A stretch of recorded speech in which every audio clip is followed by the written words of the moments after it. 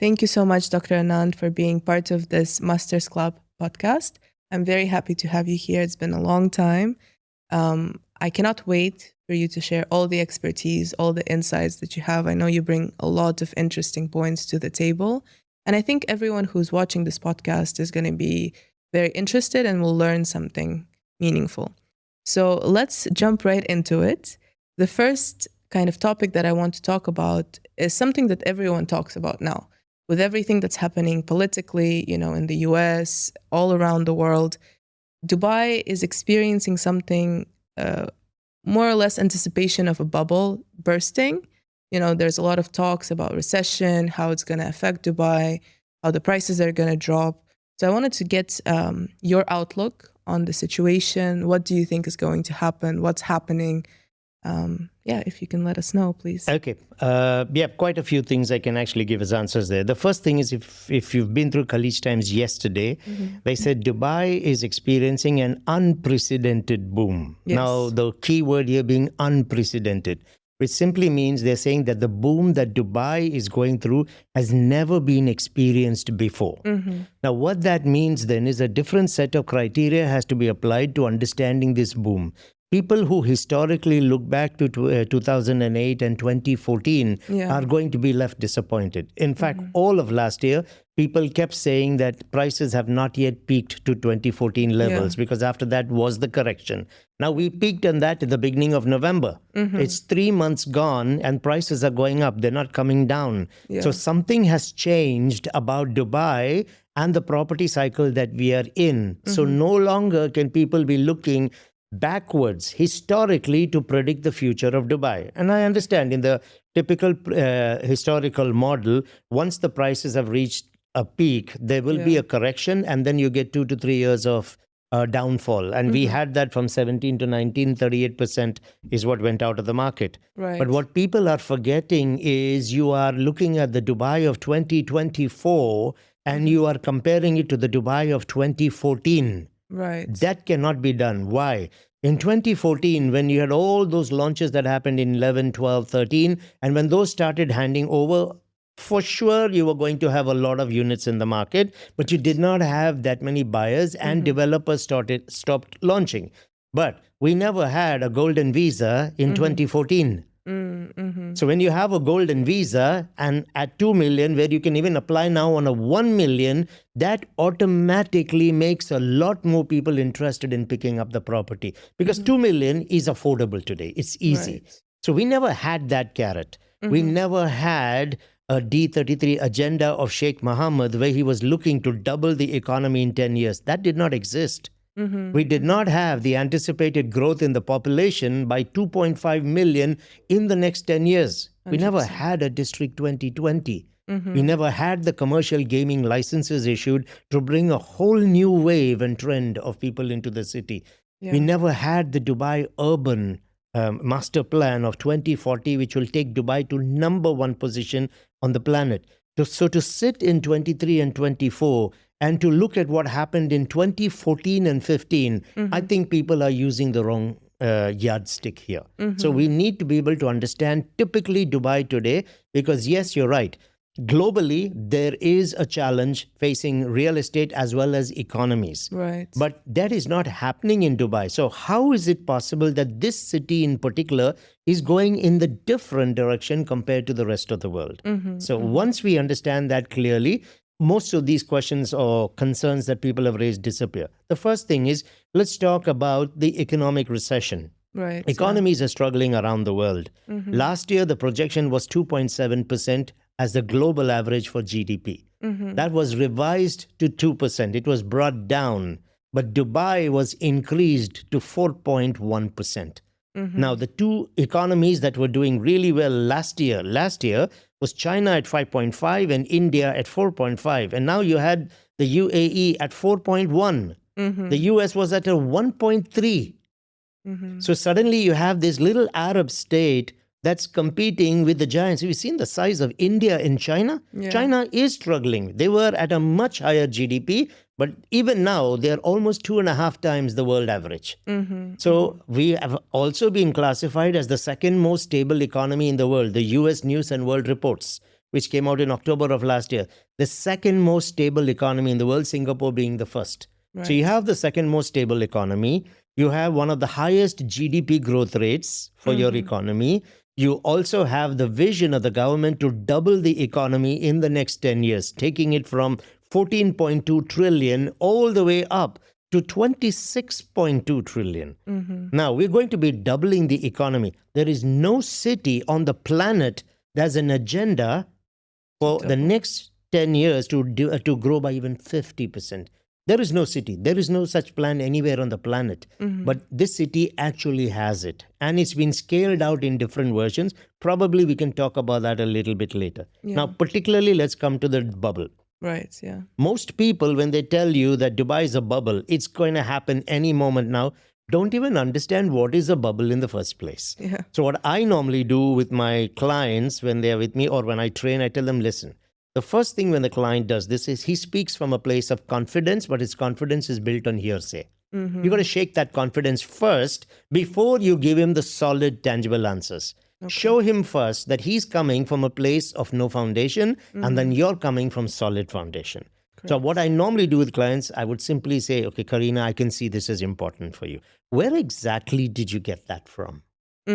Right. And guaranteed the reply will be, everyone's talking about it. It's all over the news. They'll go vague. When you go specific, where exactly did you get it? Everyone's talking about it. You already know that there is no foundation. And they actually realize I threw a statement with full confidence, but I cannot back it up. Yeah. 100%. Then I go to the second question. I simply say, Karina, it is important that markets are good for you to make money. By the way, what exactly is a bubble? Right. You're in control. Okay. Yeah. And they have no clue how to answer this. Some of them will tell you when prices are rising very quickly, it's a sign of a bubble. Not true. There are two things that need to happen for a bubble. A bubble is when any industry, not just real estate, the prices are consistently rising and they're rising quickly over a sustained period of time, but the economy is flatlined or having marginal growth. So you have an industry pulling away from the economic agenda and performance of the city, and at one point it really becomes too expensive, people pull out of it. That's when you have a bubble. Now, if you look at the first part of it, consistent, quick increase of prices over a sustained period of time, we fit that. Right. From 2020 till now, prices have just been going sky high. But you cannot separate the real estate market in Dubai from the economic agenda of Dubai. Right. When you're looking to double your economy in 10 years, infrastructure is part of that growth. Yeah, a major part of it. How do you grow your economy without having new offices, commercial space, warehouses, residential communities, villa communities, hotels, malls, retail, entertainment, nightclubs? You need all of this to sustain that growth. Right. So it's only natural when the agenda is going skyward, you will find that real estate is going skyward as well. Right. Every major newspaper carried it last year. They said Dubai to face housing shortage both in the ultra high net worth categories as well as the affordable category. And we are seeing it happen right now. We have around 100,000 units that are handing over from 23 last year right up to 28. Right. So you're averaging around 20,000 units every year, but it's probably going to be less than that. Let's say they do meet that target. We have 2.5 million people coming in just the next 10 years. That's an average of 250,000 people every single year. The average family size in Dubai is 5.3. This data is from CEIC, which is the Census and Economic Information Center. 5.3 is the average family size. Even if you take it as 5, we're talking 50,000 new homes every year required because of 250,000 people coming in. Yeah. We're handing over 18 to 20,000 homes. We shot 30,000 homes every single year for the next 10 years. Right, right. Now, that's one challenge. Then when this population is coming in, the rental demands are going up.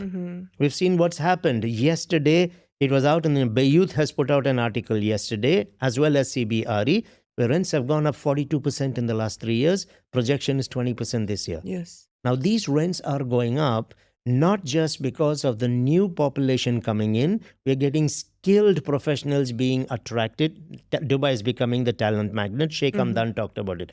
So getting people who will come in, will get very attractive salaries or set up their businesses. These are people who can invest a lot more money. Therefore, you find the prices are going up. In addition, the rental migrations have started from last year. Right. The rental migrations is simply because of the sheer demand. Why is it going up? Today, we have the millionaires of the world all coming to Dubai. 4,500 came last year, 5,000 came the year before that. Yeah. So when they're coming in, they're looking for the blue waters, the Palm Jumeirahs at this point in time. So what's happening is the demand is there. So someone who was paying, say, 250,000 doesn't want to pay the 325,000 today. So what does he do? He moves from there to a Dubai Marina.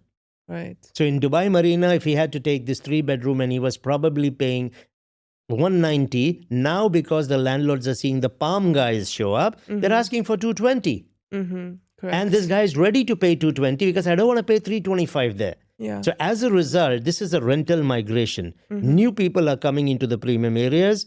The Palm guys come into the Dubai marinas or they move into the business bays. And then that is putting pressure on the existing Dubai marina people who face an increase. They go to the JLTs, the business bays. The JLTs go to the JVCs and the Dubai lands. So this migration is someone with a higher payout potential is moving into a lesser community, which naturally makes the landlords there increase the prices. So because of this rental migration, as well as the new people coming in, prices are going up. Rents are in demand. Now, when your prices are going up, you have the population growing the same way. You have demand growing the same way. You've got the economic agenda, which is doubling. You also have got now the 10-year visas to attract people. You have one of the fastest growth rates in the planet. How is it possible that you will have the bubble? Because people are looking at the flatlined economy. We are not a flatlined economy. Yeah. And let's look at the other evidence. Okay, everybody's aware about bubbles in the market. Right. Yeah. Now, all the global reports have put Dubai in the green again for this year with one of the highest rates in the world. Realist has predicted 15% this year. So all the international reports are putting Dubai as number one in growth.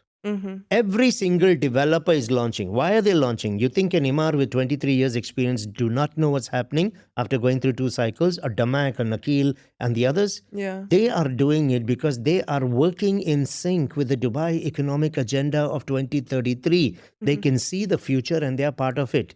The 100,000 units that were launched in the last 3 years is going to be absorbed in the next 4 years till 28, and we are short of 30,000 a year. Yeah. So all the launches that we've been seeing now will hand over 27, 28 and beyond. Yeah. We need more homes at that time to accommodate. So the developers are not just waking up and launching, they're launching in line because we have the shortage. Right. What we have now will get absorbed and we will need again. That's why they're launching. So that's the second part of the equation. So I get it. The reports are saying it. We are launching. Is anyone buying? Yeah. Everything is selling out. Yeah. Every single thing is selling out. You will meet this one investor who will tell you, Wallah, Dubai is a bubble. But we had 120,000 millionaires and billionaires who just invested 429 billion last year in Dubai. Are we suggesting they couldn't figure out the bubble? Yeah. But this one guy could figure it out. Yeah. That's usually what happens. You see, the sad part here, Karina, is it's not really the investor. It's the broker or the salesperson. We do not understand our city. We do not understand the future because real estate is about the future. It's never the past, right? Yeah. We don't understand the plans in place. We don't understand how the government and infrastructure is responding to the future. We have no clue about these things. And so we are not in a position to be able to answer the bubble question. And as a result, this stays in the market. Only once you've explained all of this to clients, then you introduce the UBS Global Real Estate Bubble Index, the one global report that measures bubble risks across the 25 top cities. But always sell the source before you sell the statistic. UBS is the Union Bank of Switzerland. They're so big, they have 2 headquarters in Switzerland. They handle $4.1 trillion worth of investment every year, and they're the number 1 private investment bank in the world. if you look in their report, there's only 4 cities that are considered undervalued or safe. Dubai, from the bottom, is the second most safe city on the planet. There's nothing out there tangibly to suggest that we have the double bubble. It could happen somewhere else, but definitely not Dubai. So how does this affect the whole cycle period? Because we talk about relatively having a cycle of 6 years, right? 3 Cycle's years. gone. It's gone. Cycle's right? gone. We have a new cycle. You see, this is what I love about the Dubai market. Typically, I'm just going to show it as a wave on my hand. Right. This is your typical cycle. Yes, correct. Now, what happens is a cycle will come down, then it will start again, and it will go down, and that's what happens. Dubai is breaking the cycle. We're now having a cycle that's going up. Just when it's ready to flatten, because you have units coming out, new initiatives are announced. We announced 10-year visas to absorb these units faster. Right. We come up with the District 2020. We come up with retirement plans. So what happens is, as you're starting to come into handovers, units are getting picked up faster now. So that keeps the demand. Prices don't drop. Absorption is faster. So your next cycle starts from here. Okay. So if you see the traditional cycles, they've always been like this. Yeah. So which means you'll have an average going like that. Now, Dubai is going this way, and they start from there, and they go here, and they go here. So the strategy is every time, just about a year before handover start, you introduce multiple initiatives. The casino we haven't even talked about yet. You can imagine what's going to happen in Dubai. $10 million and above, we are number 1 on the planet already. And we got to that position in April of last year. 2022, we were number 4. Behind New York, Las Vegas, and London. London was at 225 homes, and we were 223. We crossed 300 homes in the first 3 months of 2023. The millionaires of the world are saying you have to be here. Right. The billionaires are coming in here. Everything is selling out. Every report is in the green. We have, in my view, there's only 2 types of buyers in Dubai. Right. Incredible winners or incredible losers. Now you decide which one you want to belong to. Yeah. 100%. So let's talk actually about the casinos and Ras Al Khaimah. Obviously, for the past months and I think 5-6 months, right? Ever since they introduced the whole visa, which is attracting a lot more people, a lot more investors, and the casino, and there are rumors that more big players are coming into Ras Al Khaimah. What do you predict is going to happen, and what do you see as trends? Why are people investing in Ras Al Khaimah besides the casino? Okay. Firstly, rumors and speculation, I don't comment on them because there's obviously no base to that. Of course. Okay. Yeah. And these tend to snowball. Right. And most of the time, when there's a rumor and you talk based on a rumor, it is speculation. Clients will also counter speculate. Right. And you do not have tangible evidence with which you talk. So they can throw anything at you. Yeah. I prefer working on evidence because then we can counter clients when they use speculation because we're speaking from fact. If you look at Ras Al Khaimah, brilliant run for the last 18 months to 2 years, ever since WIN got announced, even before the GCGRA was set up, the General Commercial Gaming License Authority. But we knew it was a matter of time. So that was when investors really flocked into Ras Al Khaimah because the casino was definitely a great opportunity because the type of person coming into Dubai is very different. You won't get the Americans coming here. Right. You are going to get the Chinese, you're going to get the Indians, and you'll get the Africans and the Arabs. If you go to Macau and Google it, you'll see that the average spend is $1 million a day. Right. When people are spending $1 million a day on gambling, you can imagine what kind of homes they would look for.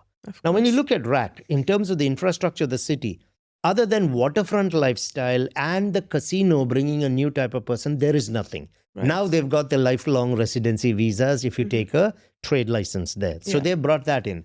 And you will see a lot of people actually shifted focus from Dubai. It's not that those people did not believe in Dubai anymore. They saw this huge, incredible opportunity that came out of nowhere, the first of its kind in this region. You're definitely going to make money. Yeah. So those people went in, and many of them made between 70 to 85% in just 1 year, 1.5 years. So they came in there. But if you look at the trend that has now started, for the last 1 year, every Instagram was full of Ras Al Khaimah. True? Yes, 100%. What have you seen in the last 2 months? Nothing. Check your Instagram. There's nothing. Yeah. Why? Because when Vassal announced that they're coming up with their island next to the Burj Al Arab, and they brought in 3 big names. Yeah. MGM Grand is coming in. You got the Bellagio and Aria. When they came in, that one thing that RAC had as an edge was gone. Waterfront lifestyle, we got it as well. Yeah. Because is going to happen, I might go on a short stay to RAC. I might go and stay in the casino hotel, but I will always come back into Dubai because everything is it's the Macau, Hong Kong concept that was going to happen. Now, with Dubai, there's business infrastructure. There's lifestyle infrastructure. The quality of the hotels, the malls, the beaches, the entertainment, the nightlife. Where is that in RAC? Right, yeah. So if you come away from the beach and go to the second street, you're in a village. Yeah. As of now, why would people want to live there? So the waterfront started to develop very quickly, and rightly so, because of the casinos, and therefore short stays will become premium. Hotels are coming. Emaar, Aldar going in there. They have long-term plans. They were not going to lose that opportunity. But think logically. One casino there, 3 in Dubai. Yeah. Because the population or the volume of people coming, one casino in Dubai will never be enough because we just have so much to offer to the world. Yeah. Once that got announced, RAC slowed down. People have made money. Some of them are still buying, but you start talking to people, they're referencing Dubai now already. Yeah. So it is slowing down. And it's just a matter of time. Yes, Wynn will open before Dubai. They'll open in 2027. But again, investors who come early will wait for the launches in Dubai, which will happen within a year. Strategy is really important. You know what's going to happen? The noise will come close to the opening. That's when we'll do the launches. We'll shift the attention. Right. And the investor who made his money made it a year ago there. He's not making the same rate of increase. But they will do that in Dubai. The moment, if every single building is launching out in 3 years, imagine casino hotels. What's going to happen to those kind of projects when they get launched here? Because you just have so much around it. So yes, the overall benefit for the whole emirate obviously is a new premium type of buyer will show up. The casinos themselves will become a huge money spinner for the economy. New type of residential homes will come up. Retail spending will go through the roof. Multiple associated entertainment businesses will all start to come up. But when you look at all of these, and if you gave them a choice of a RAC or a Dubai, it's a hands-down selection. Of course. So that is my take on it. Because RAC will be good. It'll be like the getaway holiday kind of casino that you would go to once in a while. There are casinos in Hong Kong. Right. But once in a while, you would go to Macau just to get a break from that. That will become the eventual personality of RAC because all the buzz and the hype will be around Dubai. Wait for Caesar's Palace to make their announcement. Yeah. Once that comes up, you will have a mega casino as well in here. And MGM, they are so big. You know, this Wynn is one of the top 10, but they don't come close to MGM. Or Bellagio, yeah. So there you go. So we know that is the future of it in Dubai. So we've pulled that back. So now RAC is pushing waterfront and they're pushing the lifelong residency. Right. But any smart guy, a trade license, I have to keep renewing and paying. Today with property in Dubai, in 2 million, I'm getting a 10-year visa. I'm done. Yeah. So there is nothing to really attract me anymore there. Yeah. They'll have to put a more creative hat on. It's in Dubai, that's for sure. 100%. Okay, so we touched a bit about the luxury and the fact that prices are surging and, you know, people are choosing specifically locations such as Blue Waters, Palm. We saw lots of people kind of coming into Palm Jebel Ali because of the boom that they saw that happened with Palm Jumeirah. What do you think is going to happen with the luxury segment? Because obviously, you know, the luxury keeps going up. There's a lot of demand. There's not enough supply. Do you think it will keep going that way, or do you think it will stagnate a little bit? No, it's going to keep going that way at least for the next 10 years. If you notice now, there's a huge trend of having global brands associating with developers coming up. For what? You see, you don't come. These global brands who are going to come in, you got the Mercedes coming up now, but you have all of them. These people understand the dynamics of business and how brand perception is impacted by who you partner with and which city you're seen to go in and establish yourself. When they're coming in, they know the potential of the city and they know that there is appetite for these kind of homes. That's the reason they're coming in. Today, the millionaires of the planet are very clear. They all want to come to Dubai. But we have an extreme shortage of these ultra high net worth homes. And that is driving more and more people to come because Dubai is viewed as a haven for the wealthy. It's a Right. safe haven.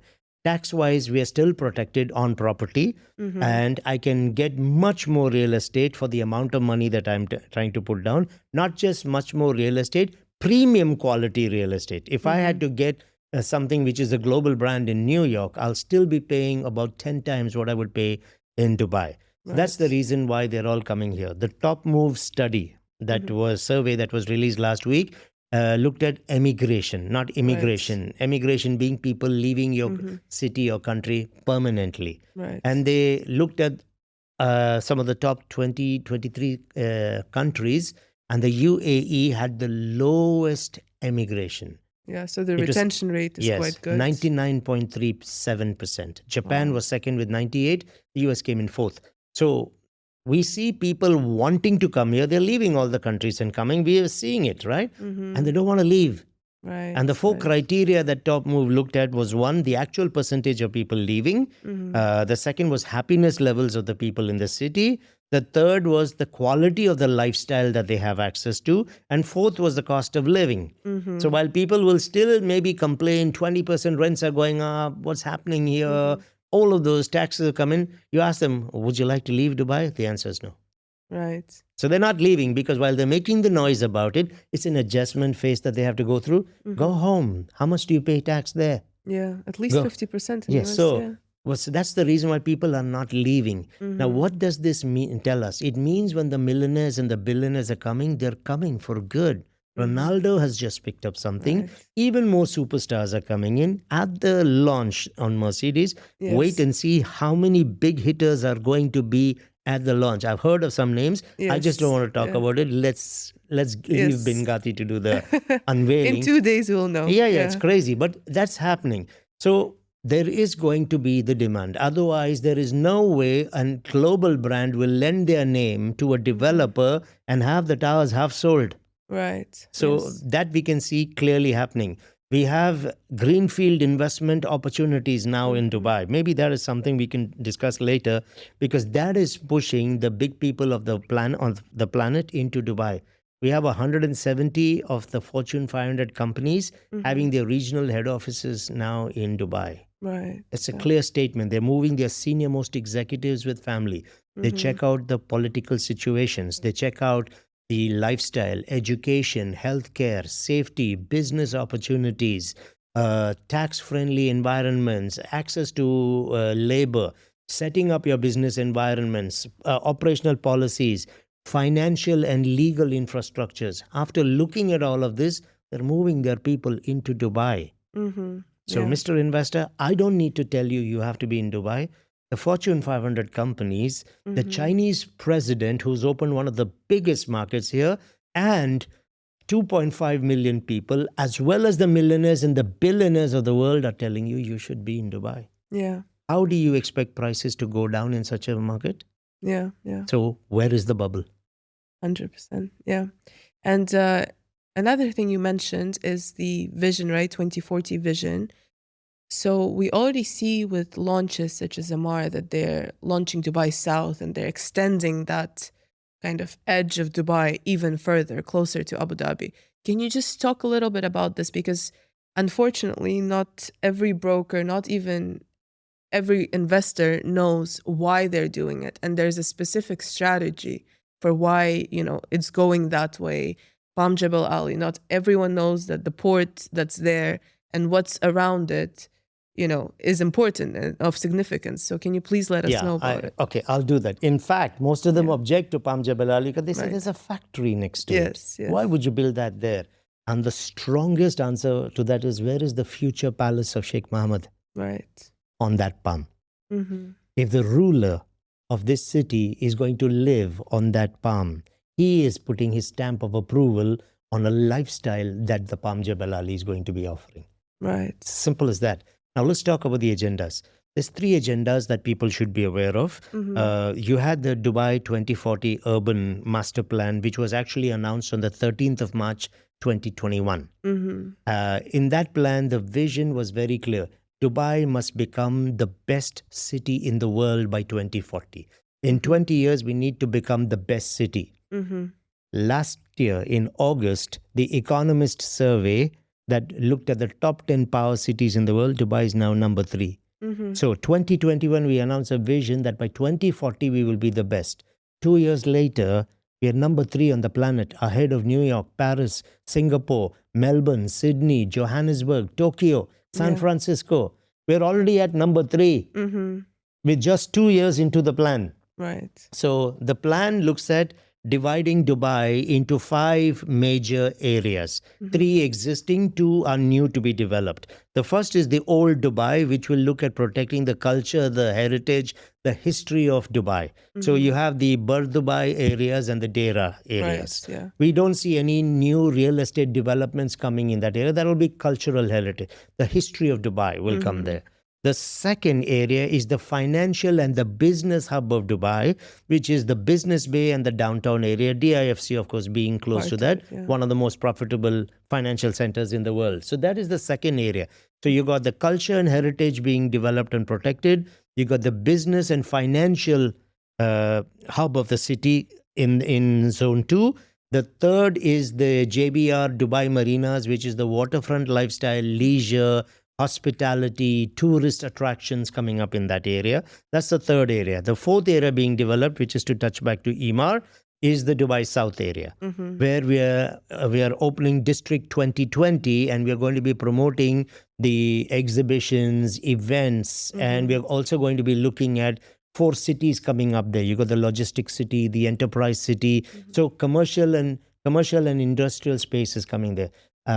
Part of the urban plan is to dedicate 168 square kilometers, 168 square kilometers just to industrial and commercial use in Dubai South.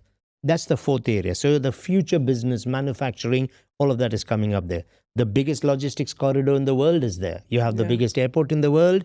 Across is gate number 5 to Jebel Ali, the 4th busiest port in the world. We will have the biggest logistics corridor. That is why the Chinese president invested $3.5 billion in the Yiwu market in that area. Zone 5 is going to be Silicon Oasis. It is going to become a technology, science, and knowledge hub, innovation hub for Dubai. So these are the 5 zones that will eventually be developed in Dubai. 60% of Dubai will become natural reserves with a lot of green spaces. 60%. We are adding 400 kilometers to public beach fronts in Dubai. The Palm Jebel Ali is a huge contributor to that. So you're also going to be seeing 134% of area being developed or being assigned for hotels and tourism projects going forward. So there's just so much going to happen to make this that, how would I say, Macau of the Middle East or the Monaco of the Middle East. You can take any of these comparisons. So from that perspective, the 2040 plan is aiming for number 1. But Sheikh Mohammed last year announced the Dubai Economic Agenda. That was announced on the 4th of Jan, 2023, because the 4th of Jan is the day of his ascension to the throne. So he said he will announce on the 4th of Jan something spectacular every. So last year was the Economic Agenda. This year, 4th of Jan, he announced the Dubai Social Agenda, the S33. Now, not too many details are out on the social agenda, but if you look at the economic agenda, which all of these, by the way, are part of the 2040 plan. Vision, So they're coming out from that vision. So if you look at the D33 agenda, an economy of 14.2 trillion is going to 25.6 trillion. We're opening 3 new economic corridors as part of the vision. We're opening Southeast Asia, we are opening Africa, which everybody knows is the continent to be in, and we're opening Latin America. Now, why Latin America? We are now in BRICS. BRICS is being seen as the next powerhouse. The European Union, anyone can question it today. There's no contribution from them. The US is shaking. Many of the large powers are moving away from the dollar. So the US is in trouble. Now, when you put China and you put India and you put Russia into one pact, who's going to stand against them? Then you bring Saudi Arabia into it, you bring Iran into it, and now you bring the UAE. So we are opening an economic corridor to Latin America. We are also going to double foreign direct investments to 650 billion in the next 10 years. We are looking at doubling our trade route by adding 400 more cities into our economic trade map. We are looking now at targeting the best universities in the world. We have got good universities, but we need the Yales, the MITs, the Stanfords, and the Ivy Harvards. Leagues, yeah. All of them are part of the D33 agenda. There's no other city on the planet that could pull this off. So I'm not surprised that everybody wants to come and live in this city. So these are some of the high points of D33. There are, of course, many more in there. One more which I'll point out is part of the FDI growth. Is Sheikh Hamdan made an announcement last year. Greenfield foreign direct investments. Dubai is now #1 in the world. It's good for brokers, investors to understand what is the greenfield investment and why that is significant. And it all ties into the D33. You see, there's two types of investments. You've got brownfield and greenfield. Brownfield is when a large international player comes in, they get into a JV with an established local brand. So reputation is here, legacy is already created, all the political connections, licensing, infrastructure is built, marketing, logistics corridors, everything, distribution, channels are all in place. You come in, you have a joint venture, you bring in an investment, but not that significant. That's brownfield. Greenfield is when you come in and start from scratch. An example, Toyota, when they went into Mexico, they set up a new Toyota. They did not partner. That means you meet with the government, you get approvals and licensing, you build your factories, your housing complexes, you recruit and create your own task forces, build your own brand, marketing, logistics, distribution, everything from scratch. Now that requires a significant amount of investment. Of course, so when someone is going to do a greenfield, they're here for the long haul. They're not going to get out. So they are giving the statement of confidence to the world that this place where we have gone, we believe is the future. So another example is Hyundai cars. They went into the Czech Republic. Weber from the US went into Poland. They set up another Weber there. Now, last year, the announcement was that 511 greenfield investment projects have been announced in Dubai. The second is Singapore with 186. There's a 325 gap. For every one greenfield investment entering Singapore, 4 are entering Dubai every single day. Now, that is in line with the economic agenda of the future of Dubai. In doubling the economy, in increasing and getting 650 billion as FDI investment. You see, every piece of the puzzle is coming together nicely. And all the developers understand this. And they are part of that. They're driving along with the government going forward. Really smart investors will understand this. Of course. The shame we have here is our community, the brokers. Most of them are clueless about these things. I mean, I don't get a call from the ruler every week to update me what's happening in the city. I wake up in the morning, I read the newspapers, I check the stats, the performance, I understand in the light of what is happening, and here we are today. Of course. You cannot talk to anyone without knowing it. You want me to put 10 million on the table and you have no clue? Ask brokers in Dubai, how many transactions were registered yesterday? They have no clue. What was the cash to mortgage ratio? No clue. So how do you know when the market is turning or not? Typically what happens is cash is very high in the launch phases, correct? Because there's no mortgage available. And once handovers are starting, mortgage pumps up, correct? Yes, correct. Did we see that happen? No. Mortgages are being taken, but the percentage is not increasing. 79% is cash. Why? Because the sheer volume of launches coming has actually overtaken. For every 5 units that have been registered in just the last 2.5 weeks, 1 was on mortgage, 4 were cash. So what we're saying here is, in the normal cycle, the cash buyers cool off. Okay, and then the mortgage buyers show up. That's what happens. But now, because everything is being absorbed quickly and people want the 2-year visa, they're paying cash as well. So the cash buyers is still here with handovers well underway. But the previous cycles, the trend is whenever handovers start, mortgage goes up, cash slows down. Cash is still doing 80%. So the cycle has changed. We cannot do a historical comparison anymore for real estate in Dubai. And we cannot separate real estate from the economic agenda of the city. Otherwise, you wouldn't be able to explain it. 100%.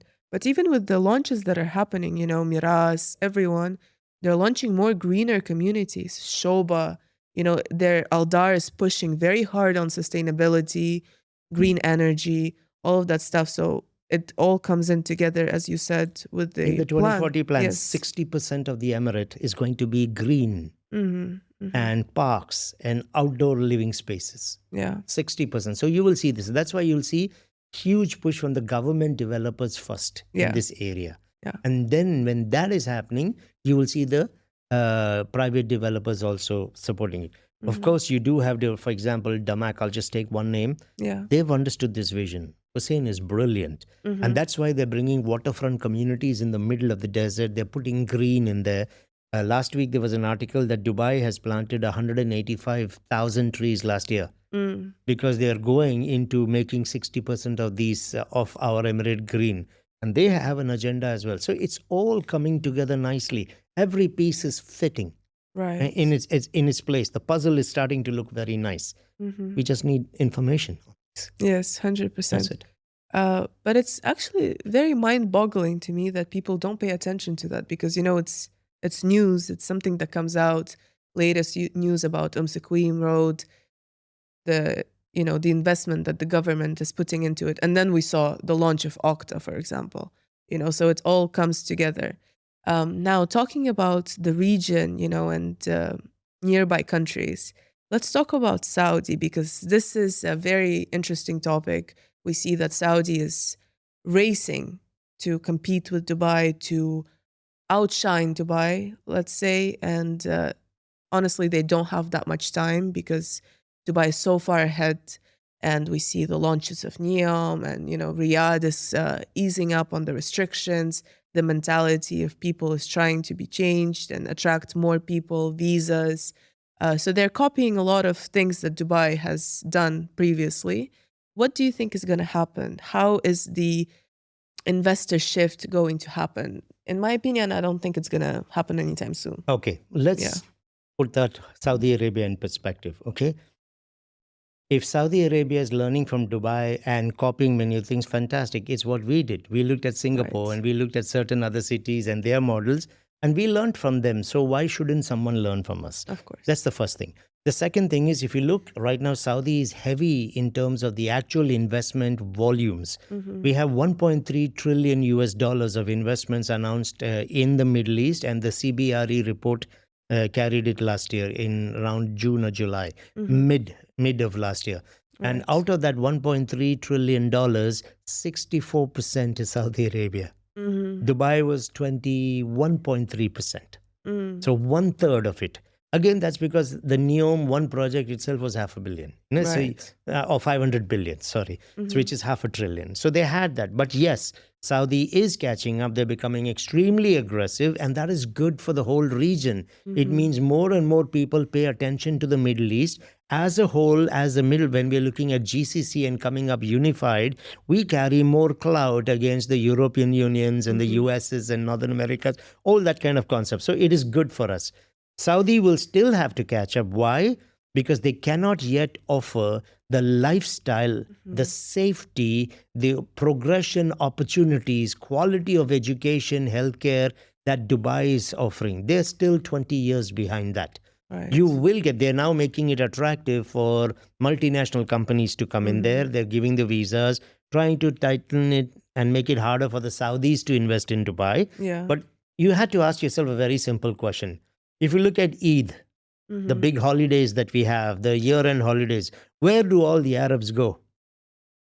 Dubai. Whether they're Saudi, Kuwaiti, Omani, Bahraini, Qatari, they're all here. Why? Because the people in this region are already giving their stamp of approval. This is the place to be. Saudi will get there. But if I had to invest as a pure investor, I could do it to make some money from there.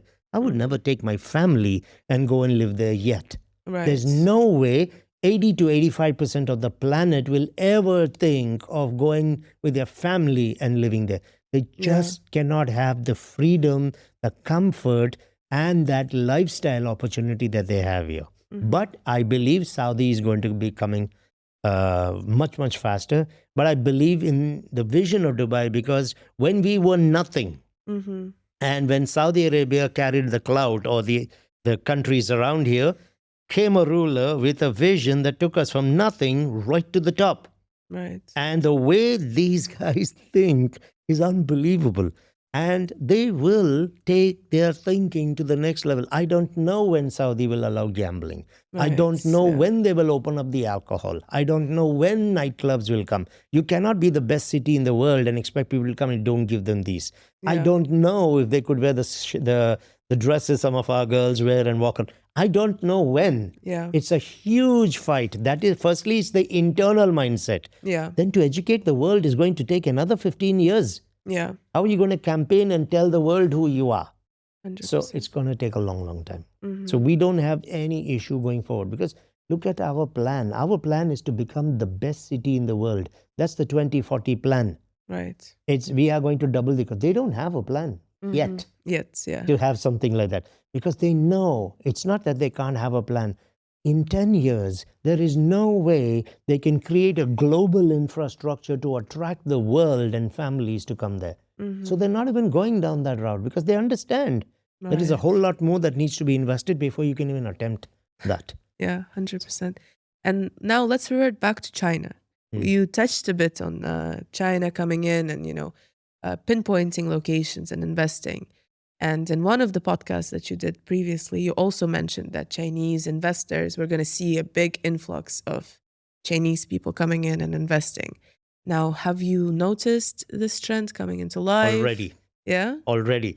I remember when I did this podcast, I did it with Anthony. Yes. And there were a few people who wrote that China's finished. Yeah. China will never survive. I didn't even bother replying, because at the end of the day, I told people, listen, they speak from their belief and their experiences. We speak from our belief and our experiences. I'm not here to question theirs. They're not here to question mine. Time will tell. And this, the end of last year, China had gone to number 2. Yeah. The Chinese economy only opened end of 2022. They lost 3 years on the world stage. And in just 1 year, they went to number 2. They will go to number 1 this year. 7% of all EMAR sales last year was from China. And the numbers are out there. They're talking about it openly. So China is back, and they will come in an even bigger way. Why? The Yiwu market is the first example, or the first confidence statement made by the Chinese premier. Okay, a 20 million square foot area with 60 million built up area. $3.5 billion is the cost of that market. Now that's a lot, but we need to put that number in perspective so that people understand it. Yeah. The Burj Khalifa, the tallest tower in the world, was constructed at a cost of $1 billion. Sorry, $1.5 billion. The tallest tower in the world. The new tower, the Creek Tower, which is being redesigned now, but its earlier projection was $1 billion. Because there's nothing to sell in it, right? Right. So if I take the tallest tower in the world, 1.5 billion, I add the new tallest tower, and I add a third tallest tower, that much money the Chinese premier has put in one market in Dubai. So, Mr. Investor, the president of the fastest growing economy in the world for the last 19 years is telling you, you should be in Dubai. Then comes the casinos. Yes. It's the Chinese who are going to come here. Of course. Yeah. When the Chinese come in, and they have money. Okay? Yes. And most of them with the money are actually outside China. It's not the Americans who are going to come to our casinos. It will be the Indians who are at number 1 today. It will be the Chinese who are at number 2, who I believe will easily go to, they will easily go to number 1. The Russians will come in here. They love Dubai anyway. Yes. Yeah. So you're going to get a lot of Africans. There are African billionaires. There's a lot of money there. They will come in here for the casinos. And that will bring a whole new level of wealth and lifestyle. And see how smart the UAE is. Because many of these people will want to move currencies easily. We set up RACDAO, the Digital Assets Oasis, the world's first digital currency free zone. And it's set up as a free zone so it can operate anywhere in the UAE. So all these people will not even have to worry about how they will bring their money in, because we have set up a financial system to facilitate that money coming in here. Yeah. So once the Chinese are in here, that's it, you're done. You're now hearing talk again about Chinatown at Dubai Creek. It's coming back again. So you see the Chinese are back again. Yeah. The tourists They are love Greek. Yeah, there's a lot they of love them there, Greek, yeah. and when you have the Chinatown, the biggest Chinatown in the Middle East, coming in that area, of course they're going to be coming in. Yeah. So yeah, China's back. And I think Hussein Sajwani, again, in an interview 3-4 days ago, I could be wrong on the number of days, but very recent, definitely less than a week ago, actually said it. He said the Russians are going out because we've seen what's happening. In fact, many of them are selling their homes now, taking the money back. But he said the Chinese have come back, the Indians and the Europeans. And if you look in the top 5, these 3 are there. Yes. In the top 5. And the owner of one of the most aggressive and prominent developers for the last 23 years here is saying it as well. So it's happening. Yeah. So that's my take on it. This is China's year. But do you think it will be seasonal again, or they're here to stay? No, they will for be good? here. Again, when you open a $3.5 million market, you plan to be here. Right. And that's the first one. There's more that's going to come up. Again, most of these people will set up their factories and they'll set up their production lines here. The millionaires and billionaires who own that would come seasonal. Right. But their investments would have to be there in infrastructure, commercial warehouses. They'll buy holiday homes. They'll park money here because it is not easy right now in China. Yeah. And with the payment plans that we have today, makes it even easier.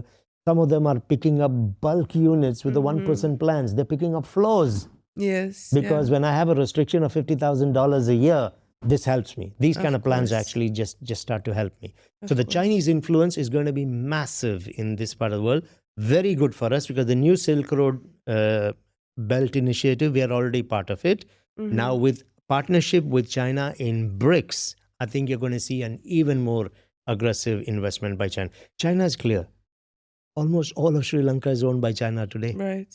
Yeah. They've funded the governments there and come in and taken over key strategic projects. It's happening in Africa, in multiple countries. So China is heavily investing in the future economies of the world. They are coming in here. Yeah. Simple as that.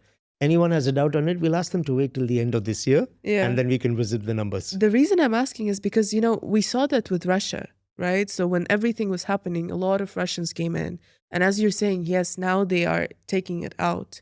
So the retention rate is there, but only for 6-7 months. No. Not even 7 months. No, we'll have to look at that differently. Russians have there's 2 types of Russian buyers.